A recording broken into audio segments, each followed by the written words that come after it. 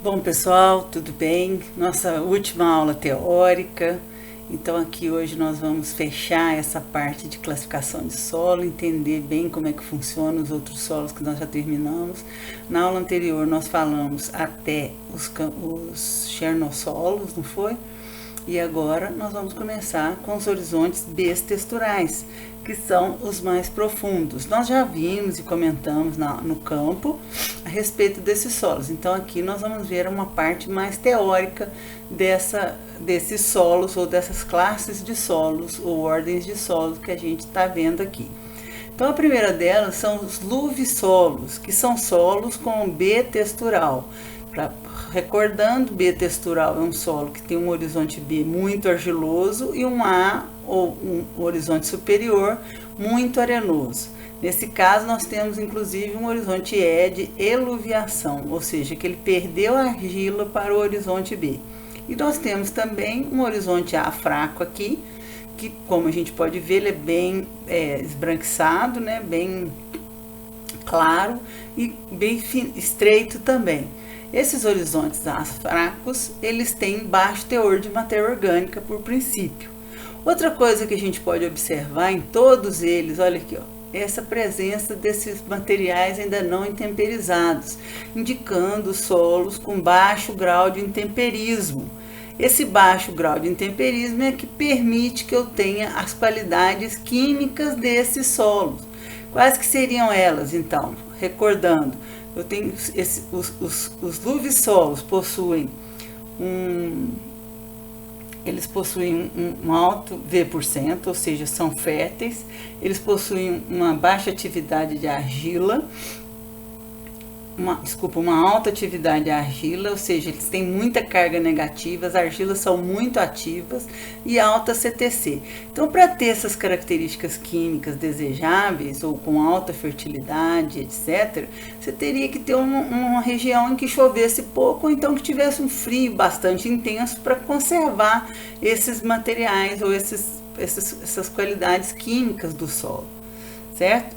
Então aqui a gente tem esse luvisolo. Esses luvisolos, recordando, como falamos na aula prática, são aqueles solos em que se planta, que tem no nordeste do Brasil, região de bioclima pouco ativo ou de baixa atividade, e que é um semiárido nordestino. Então, lá nessa região, se tiver um rio próximo ou alguma forma de irrigação mais próxima e de fácil acesso, a gente consegue produzir altas quantidades de frutas e outras coisas nesses solos, porque eles são de altíssima qualidade química. Certo? E também não tem uma qualidade física muito ruim não, pelo fato de ser bitextural, já é um solo um pouco mais profundo do que, por exemplo, os cambissolos. Então, eles são solos. Esse material que vocês estão vendo mais arredondado, são solos com alto teor de sódio, aí produz estruturas do tipo colunar, que são essas estruturas arredondadas aqui. Tá? Que não tem muito a ver, então, no solo, só indicando que tem um solo jovem, que não foi lixiviado esse sódio todo ainda. Bom, o próximo solo, pessoal, é o argissolo. Observem que eles têm uma boa diferença entre o horizonte A, B e C quando se vê ele. Então aqui nós temos, olha, o horizonte A bastante arenoso, pode ser visto isso. Depois começa um horizonte B aqui, ó, bem adensado, bem pesado, né? Causado pela quantidade de argila contida nesse horizonte B. Então aqui nós temos um outro exemplo de um argissolo vermelho. Nessa segunda foto aqui, podemos ver aqui um argissolo vermelho. E aí nesses solos, como eles são vermelhos, são mais difíceis de se separar esses horizontes aí, porque a hematita tem uma capacidade... Esse é o resultado principal. Tem uma capacidade de colorir muito grande, tá? Aqui também nós podemos observar que houve até uma formação de uma saia aqui, ó, em que o horizonte A, ou o A e o E foram removidos e ficou o horizonte B, que é mais pesado, mais adensado, mostrando a mesma coisa aqui. Então eles têm uma argila de atividade baixa e aí associado com a argila de saturação, ou eles têm que ter alguma limitação no caso. Se ele tiver argila de atividade alta, ele tem que ter alguma limitação também, senão ele seria considerado luvissolo. Esses argissolos, pessoal, estão bem distribuídos em torno de 25% do país nosso, do Brasil. Nós temos esses solos com essa característica de B textural e que onde se pode plantar, ou em termos de limitações agronômicas, é o que tem menor limitação quanto à conservação de água, por causa dessa estrutura em blocos bem definida, ela conserva muita água, embora seja suscetível à erosão. Então, ele deve ser mantido coberto e evitar muita passagem de máquina por causa dessa suscetibilidade à erosão. Por outro lado, para plantio de culturas perenes como frutas, café, eucalipto, etc., seria considerado aí o mais perto do ideal, devido a essa conservação de água ao longo do ano, nessas estruturas em blocos que possuem no horizonte B.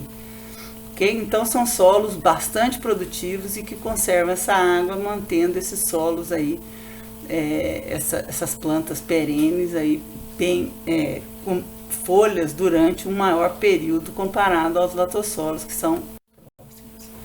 Bom, aqui nós temos então os latossolos. Latossolos, pessoal, eles estão distribuídos em torno de 40% a 50% dos solos brasileiros. Então, nós provavelmente vamos trabalhar nesses solos, que são considerados altamente produtivos para a produção de grãos. Observa que eles ocorrem geralmente em relevo bastante plano. Olha aqui. Sempre relevo plano, para poder ter tempo de haver o intemperismo e lixiviação das bases, aprofundando esse solo. Então são solos bastante profundos, com uma espessura maior do que 1,5 de horizonte B, né? E aí esses solos são muito responsivos em termos de mecanização. Ou seja, a gente pode mecanizar esses solos com bastante facilidade, porque eles são planos, tem uma estrutura tendendo para granular ou intermediária entre blocos e granular, e aí permite essa passagem de máquina sem haver compactação, produção de grãos muito intensa, lembrando que falta bastante... que pode faltar água nesses solos. Então, se você não plantar no período das chuvas, você tem que pensar num sistema de irrigação bem interessante aí. Aqui nós temos um exemplo do latossolo, chamado antigamente de latossolo roxo, hoje ele é chamado de latossolo vermelho distroférrico, porque ele é uma cor bem intensa e ele tem um alto teor de ferro. Essa foto foi tirada no Paraná. Essa aqui foi no Espírito Santo. E essas outras aqui em Lavras mesmo, e essa aqui também no Espírito Santo, tá? Então aqui nós temos um latossolo vermelho, amarelo. Podem observar que é um solo bem temperizado, bem uniforme, ou seja, a cor é uniforme, olha, até grandes profundidades. Não se observa muita separação de cores aqui. Tá? Aqui no caso tem 2 metros de profundidade. Esse aqui é a mesma coisa, uma cor vermelha bem uniforme. Olha, não conseguimos separar basicamente o horizonte A do B, tá?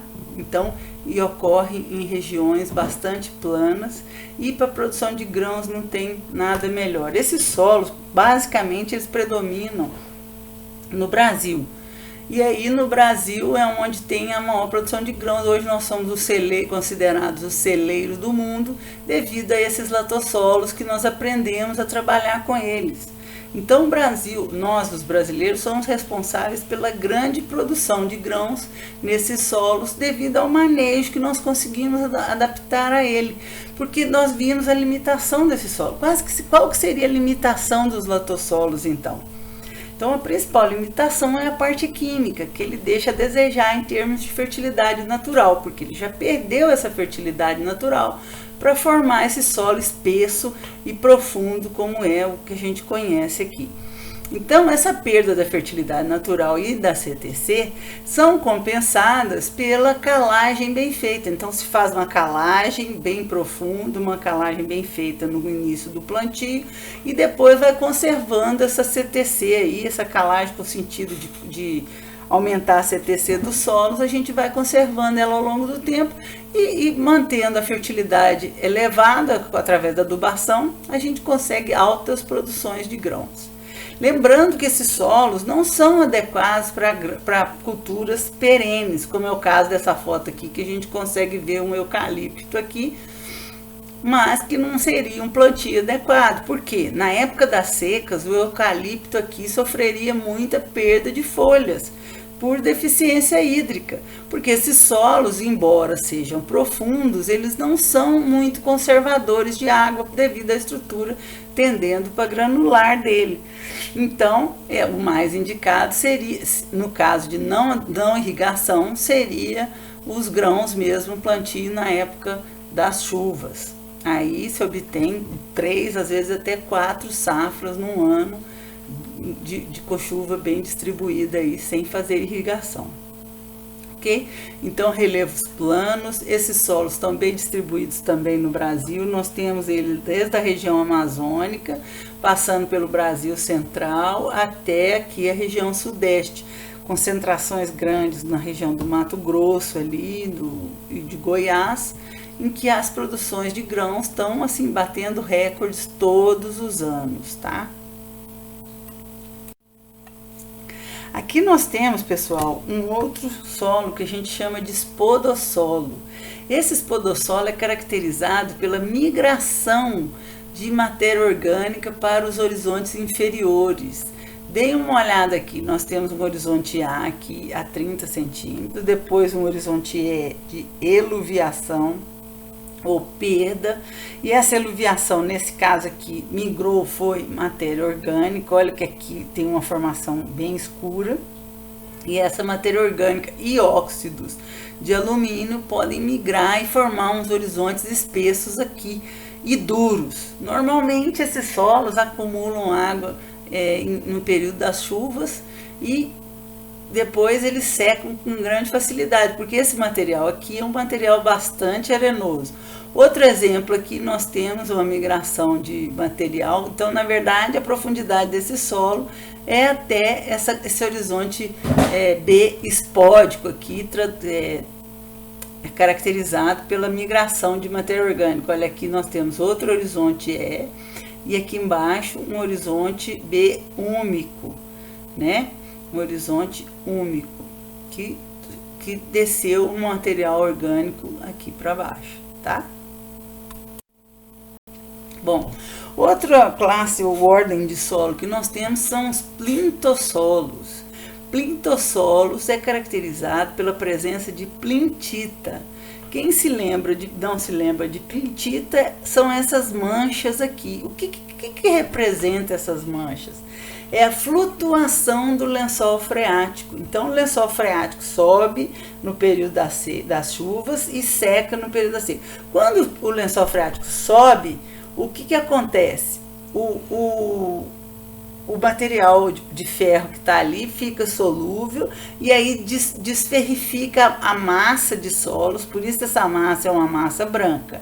Quando o lençol freático abaixa, nas partes em que há um acúmulo de ferro, há essa formação de plintita aqui, ou de hematita e guetita, nos lugares onde tem oxigenação. E aí, ao longo do tempo, esse material endurece irreversivelmente.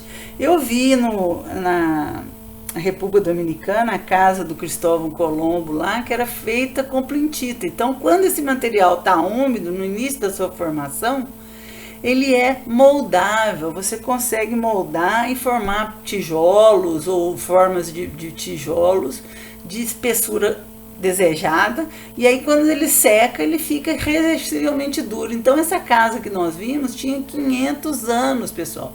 E a plintita dela, ou a petroplintita, que quando seca e endurece irreversivelmente, a gente passa a chamar de petroplintita, ela estava intacta lá, tá? Porque vira uma pedra ou uma rocha aqui embaixo.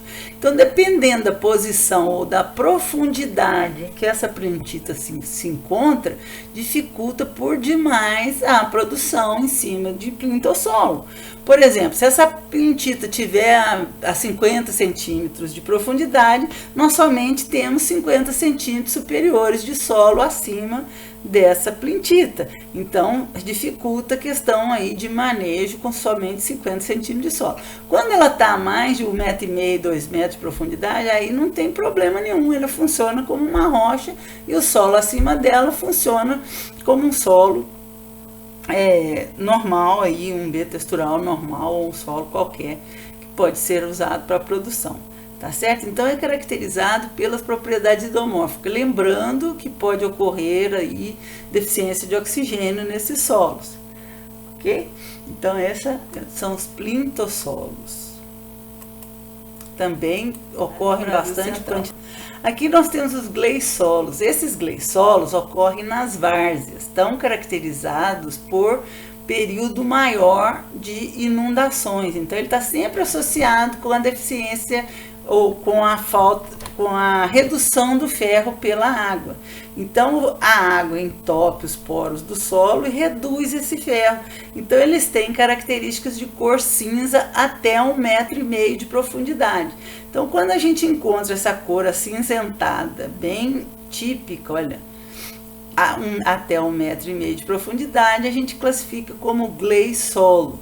Tá certo? Então nós temos os gleissolos ísticos e os gleissolos úmicos, tá? Esses gleissolos, dependendo da quantidade de matéria orgânica que está acumulada no horizonte A dele, tá certo? Então esses gleissolos atualmente são bastante utilizados para a produção de arroz irrigado no período das chuvas. Ele é facilmente inundável porque ele é mal drenado, a água acumula com certa facilidade nele, então a produção de arroz fica bastante facilitada. Em locais que podem, porque geralmente esses gleissolos ocorrem em áreas que são muito próximas a rio, aí ele se torna indisponível para a produção por causa da questão ambiental, que ele está muito próximo ao lençol freático e pode contaminar esses rios aí com material de insumos agrícolas, né? Então essa produção ela deve ser restrita por causa dessa questão ambiental. Mas com relação à parte agrícola, para a produção de arroz e outros materiais que suportam ou que toleram encharcamento, são solos que produzem relativamente bem. Além disso, eles podem também ser usados para pastagem. Comumente são usados para pastagem, porque como não pode ser usado para muitas outras coisas, devido a essa proximidade do lençol freático, eles podem ser usados para pastagens também. Tá? Nesse caso das pastagens, a gente tem que ter cuidado com a deficiência de cobalto, tem que ser suplementado esse mineral cobalto no sal mineral do gado que se utiliza dessa pastagem, porque ele provavelmente vai ficar deficiente em cobalto, que vai dar uma doença que a gente chama de mal de secar. É nos gleissolos que pode ocorrer tanto a deficiência de cobre, manganês, ferro, zinco, quanto a toxidez por esses minerais, porque eles se comportam da mesma forma que o ferro. Então, quando inunda, eles ficam todos reduzidos e eles podem ser removidos e aí sair desse sistema, tornando o solo pobre nesses minerais ou nesses micronutrientes. E por outro lado, se o solo tiver bastante excesso desse material, ele pode intoxicar as plantas que são plantadas acima deles, porque quando ele está inundado, ele se torna solúvel e, consequentemente, pode ser absorvido pelas plantas e pode intoxicá-las. Ok? Bom, aqui nós temos agora os planossolos. Os planossolos também são formados por horizonte B textural, que a gente consegue ver aqui, olha, são bem diferentes aqui em termos, nós temos uns solos, nos planossolos, um horizonte muito arenoso, um horizonte A e E muito arenoso, e seguido de um horizonte B muito argiloso. Esses horizontes muito argilosos, eles fazem com que haja um encharcamento. Então, nos planossolos, geralmente são áreas encharcadas e que comportam da mesmíssima forma que os gleisolos. Só que tem a limitação da profundidade desses solos. Então, se esse horizonte B textural, com uma textura muito adensada, muitas vezes tem até estrutura laminar, ou no caso aqui, ó, colunar, dificultando a penetração de água no horizonte de B, fazendo com que haja um encharcamento natural desses solos aqui. Tá certo? Então, esse aqui é os planossolos, é onde que se produz a maior quantidade de arroz no Brasil, tanto no sul do Brasil quanto no norte do Brasil, onde produz arroz em grande quantidade nesses solos devido à sua falta de oxigênio, que é a limitação desses solos. Aqui nós temos também os organossolos, que também são solos de várzea, onde há um acúmulo de matéria orgânica aqui, ou seja, tem mais de 80% de matéria orgânica nos horizontes superiores. Então, nós temos um material orgânico, ou seja, ele não é mineral, é um material somente constituído de matéria orgânica, ele é leve, tá? Então, esse material geralmente possui muita acidez quando é drenado, tá? Geralmente, os organossolos são considerados área de preservação permanente, porque eles são de difícil manuseio, né? Digamos assim. Difícil trabalhar com eles, porque se você drenar rapidamente vai ter problema de acidez, se não drenar vai ter problema de encharcamento. Eles realmente são solos bem complicados. Áreas extensas de organossolos é quando há combinação de temperaturas mais baixas com encharcamento. Aí nós temos áreas extensas de organossolos. Exemplos disso, por exemplo, são as áreas lá da Rússia, tá? No Rio Grande do Sul nós temos muitos organossolos. Esses solos têm muita dificuldade ou são muito difíceis de serem manejados. Exemplos dele que nós temos, um negócio que a gente chama de subsidência, fenômeno de subsidência. É quando o material orgânico é consumido rapidamente por drenagem, e aí esse material, o lençol freático abaixa, e ele vai sendo consumido e abaixa o nível do solo. Então há um abaixamento do nível do solo, formando aquelas palafitas lá. Se você constrói uma casa em cima de um organossolo e o lençol freático abaixa, esse nível do solo, a altura do solo, a cota desse solo vai abaixar, que é o que a gente chama de fenômeno de subsidência. Além desse fenômeno de subsidência, nós temos também os fenômenos de combustão espontânea nos organossolos. Imaginem que é um material orgânico. Se ele é orgânico, é a matéria orgânica não decomposta que está ali. Então é como se fosse uma serrapilheira que estivesse ali. Se você drena essa serrapilheira muito rapidamente, esse material orgânico pouco decomposto, muito rapidamente, então isso pode promover uma combustão espontânea. Nós já vimos esse material queimando de forma espontânea ali, ok? Por causa dessa drenagem rápida. É um material bastante difícil de trabalhar.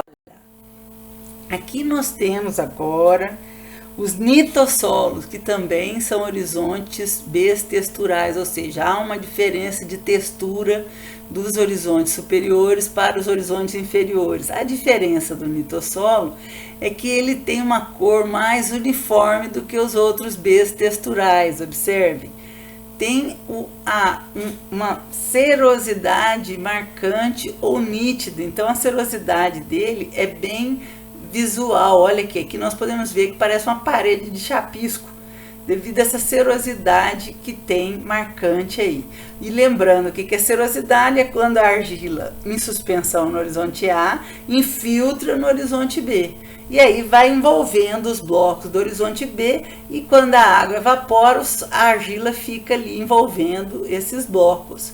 E aí vai formando uma capa, uma camada de argila em volta dos blocos, que a gente chama de serosidade.